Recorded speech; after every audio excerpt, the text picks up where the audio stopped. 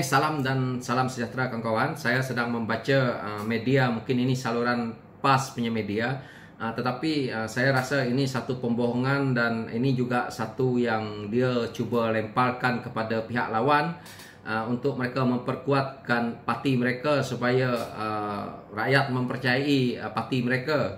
Dengan pada saya, dia kata kita berbohong, dia pun berbohong. Saya membaca ya, tanpa perlu saya perincikan katanya. Semua tahu kemusnahan yang dilakukan di zaman PH, tempoh 22 bulan, sangat menggusarkan rakyat. Semua janji tertulis dan lisan dipersetankan oleh pemimpin PH. Mereka berdalih dengan sejuta dalih dan pembohongan. Namun si bodoh kekal menerima tahi lembu, itu hidangan lazat untuk dimakan. Kepentingan orang Melayu dan kaki tangan awam terancam. Harta negara tergadai satu persatu kepada syarikat bukan Melayu. Kaki tangan awam ingin dikurangkan, pension akan dihapuskan, LTTE seakan dapat perlindungan. Di negeri DAP kuat seperti Perak dituntut hak tanah 999 tahun. Itu kata-kata penulis inilah.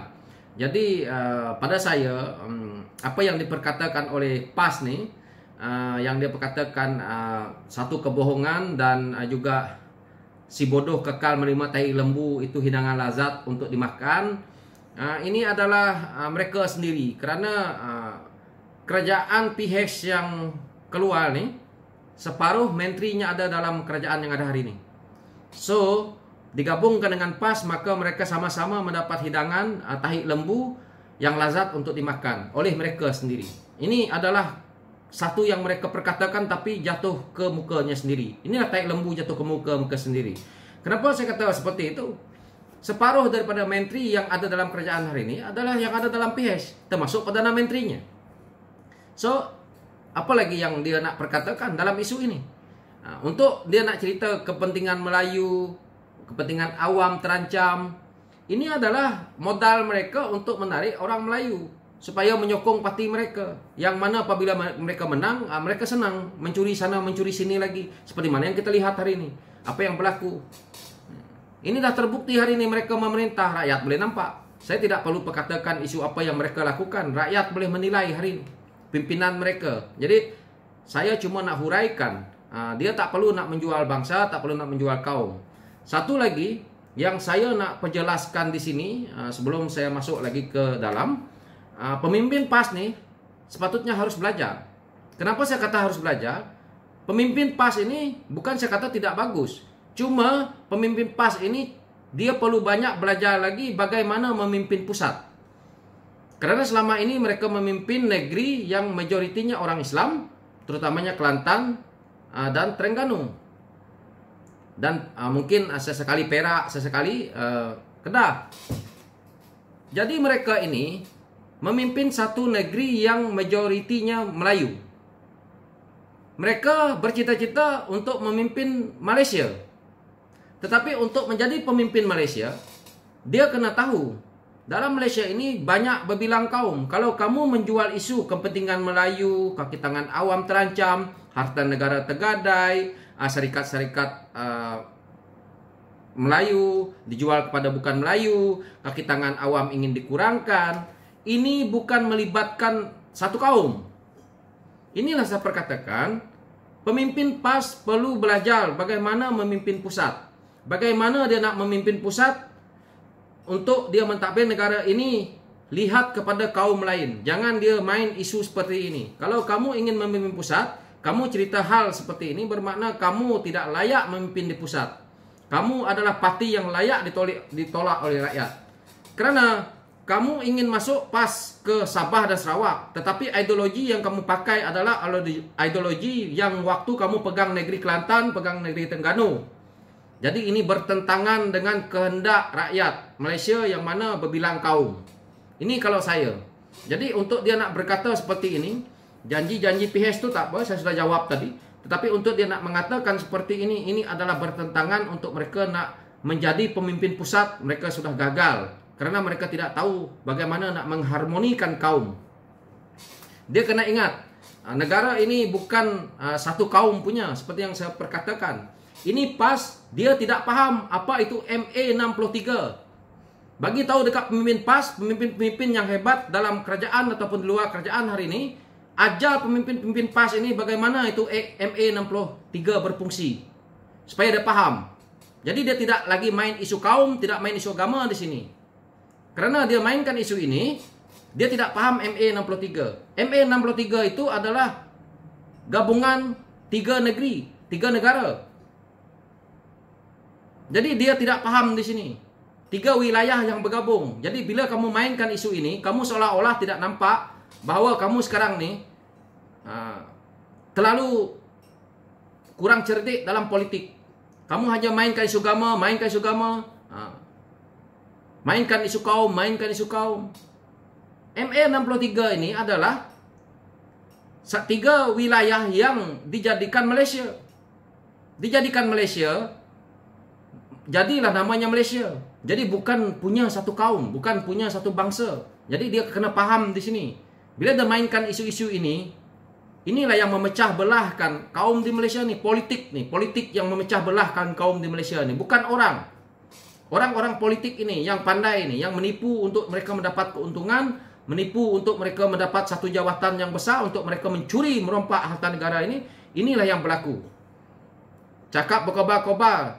Pergi tanya, saya harap ada pemimpin Sabah dan Sarawak, apabila masuk saja parlimen, apabila mereka main isu ini, saya harap ada 1-2 pemimpin Sabah dan Sarawak yang lantang bersuara dalam parlimen, kemukakan MA63 ni kepada pemimpin PAS supaya menjawab MA63 ni. Kalau saya yang jadi ahli parlimen, siaplah. Ini benda ni saya akan suruh mereka dijawab dulu. Jadi mereka tidak boleh bermain dengan benda-benda yang seperti ini. Saya harap rakyat Malaysia faham di situ. Karena isu yang dia nak perkatakan, nak kurangkan kaki tangan awam, pencen nak dihapuskan, ini semua satu pembohongan. Tidak mungkin sebuah kerajaan di mana-mana negara pun nak hapuskan pencen orang. Ingat, siapa yang memerintah itu sesuka hati dia, walaupun mereka yang pegang kuasa sesuka hati mereka nak gubal undang-undang. Ini adalah satu kebohongan. Undang-undang yang ada di Malaysia ni, itulah gunanya parlimen. Itulah kamu orang ni kenapa tutup parlimen, buka parlimen supaya undang-undang boleh dibuka, digubal, dibuat. Ini jadi menteri, ini duduk jadi YB pun tak faham undang-undang. Tak faham peraturan dalam negara. Cakap berkobar-kobar jadi YB. Apabila rakyat bercakap, tak nak dengar. Siapa yang faham MA63 tu? Yang dia perkatakan ini. Dengar nih, dia berkata apa tahu? Lagi di sini nih. Kebanyakan fake account atau musuh politik PAS, ada 1-2 atau kebanyakan fake account atau musuh politik PAS, ada 1-2 yang saya tahu penyokong PAS namun sangat jarang atau tidak pernah mengikuti tabiah atau program dalam PAS. Namun golongan ini yang saya sasarkan sebagai penjelasan dalam tulisan ini. Saya dipahami bahwa kelahiran Kerajaan PN adalah bersifat penyelamat. Ini bukan bentuk yang dengan manifesto sebelum pilihan raya seperti PS dan BN. Ini kerajaan penyelamat. Saya ulangi, kerajaan penyelamat. Mereka ini apabila mereka nak menjawab sesuatu yang diperjawabkan kepada rakyat, contohnya untuk daripada soalan daripada netizen, mereka nak akaun betul. Dia tak nak akaun fake lah apalah. Inilah satu manusia yang pada saya mereka ini tidak tahu bermain media. Orang bermain media ini fake atau tak fake itu orang tak penting. Yang penting ada soalan kau kena jawab. Dia tak boleh kata bila dia nak macam ni. Orang yang bukan menyokong PAS, mereka anggap ini adalah musuh dan mereka anggap mereka ini tidak layan kehendaknya. Jadi kamu ini jadi pemimpin negara, kamu tidak nak melayan rakyat yang menyokong kamu. Kamu hanya mementingkan kepentingan terbolok kamu dan orang yang menyokong kamu walaupun kamu buat salah. Jadi ini adalah bukan satu bentuk pimpinan yang bagus. Jadi dia nak menjawab untuk orang PAS saja. Orang luar yang tidak menyokong PAS nak bagi soalan, dia kata itu fake account. Tidak perlu dilayan. Senang bahasanya malaslah saya nak ni, tapi inilah satu yang rakyat tidak suka. Inilah sifat pemimpin yang patut kita buang daripada Malaysia ni. Inilah yang merosakkan Malaysia, orang-orang yang seperti ini.